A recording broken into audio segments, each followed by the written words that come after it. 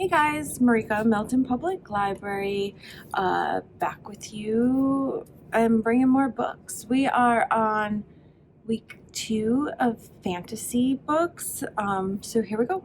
So the first book that I'm bringing you today is called When the Sea Turned to Silver, and this is by Grace Lynn. Now, just a pre-warning, whatever, this book sometimes is thought of as a continuation of Where the Mountain Meets the Moon. It is the same characters and it does delve into a little bit of the same story.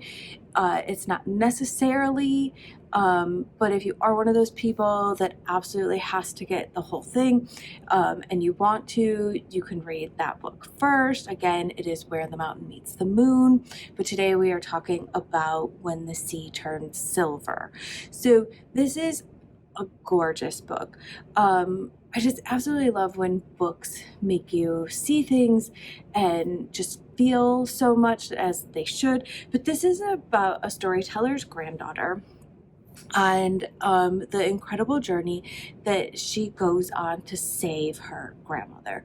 This story mixes Chinese mythology and their oral tradition, and it's also just a crazy high stakes adventure book with tons of myth and fantasy. So you just can't go wrong with this book, and it is again called When the Sea Turns Silver by Grace Lynn.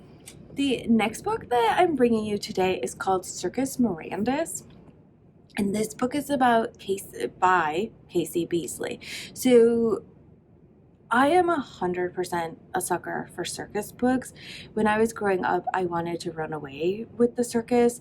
Unfortunately, I was born too late for that to be a real possibility of things people did, but I still have hopes that one day I find a circus and I am going. So this book is about Makai's,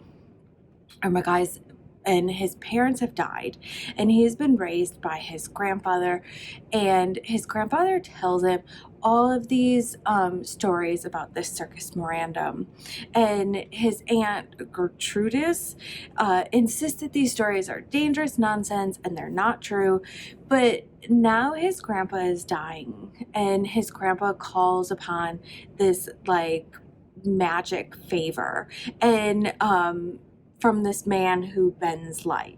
So it's all of a sudden he and his friend are plunged into this crazy world, and with all of this magic where like elephants solve calculus problems, which would save some people a lot of time, magic is real and illusion is more powerful than reality. This is just a fantastic book that is about a circus and magic and animals, and you, in my opinion, cannot go wrong with that combination. So that is Circus Mirandus by Cassie Beasley. The next book that I'm bringing you today is called A Snicker of Magic, and this book is by Natalie Lloyd. So Felicity Pickle is kind of odd. She sees words and collects them from everywhere. They appear literally all over her. They're hovering over people and things, and she just snatches them all up and keeps them inside. But then when she goes to like verbalize all of these things, she can't. So she collects words, but is unable to share these said words with other people. So she does share words with her little sister through poems sometimes, which is a great way to share things that you have collected in your head.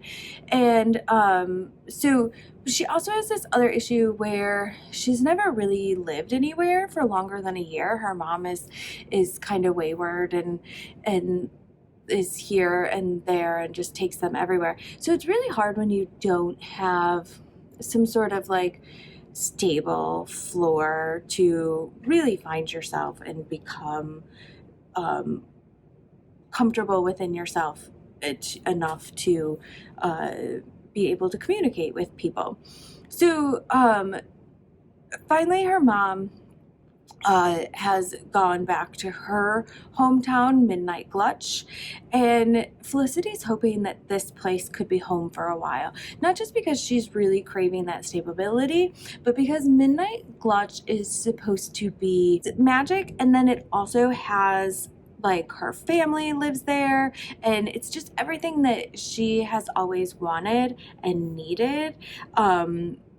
So she's hoping that this place, it has enough magic and enough stability to help her get rid of the fact that her tongue is tied and to settle her mom's sort of wandering soul. So mixed in with Felicity's story is also the mysterious town beadle, an unknown person who's been doing these like random acts of kindness for 50 years, which is a long time to not want to boast about how amazing the things you do are. So kudos to that person.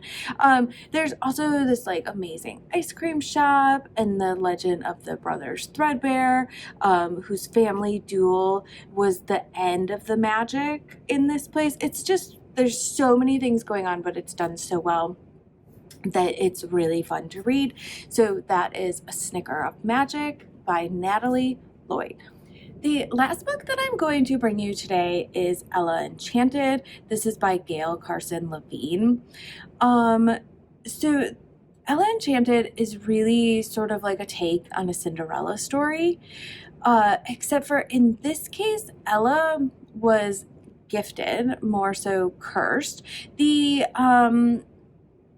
gift of obedience, which means that she can't ever go against somebody's wishes or requests, which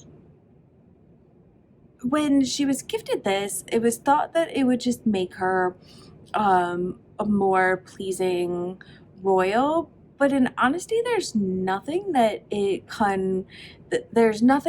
good about not being in control of your own self-awareness or your own actions, your wants, your needs.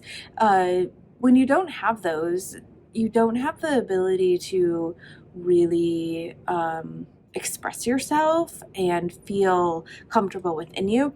But Ella, though, because this is a fantasy book, it's also just naturally gifted with being incredibly witty. So she sort of takes this gift in stride and puts her own little take on it, and it just comes out super funny. There's also a movie that maybe people have seen that is forever old, but this is just a really sort of fun read because Ella is so witty and she's so smart. So that is Enchanted by Gail, Carson, Levine. So those are my books for this week. I hope that one of them or all of them seemed interesting to you. We do have them all available somehow here through the library. And yeah, I'll see you guys next time. Bye.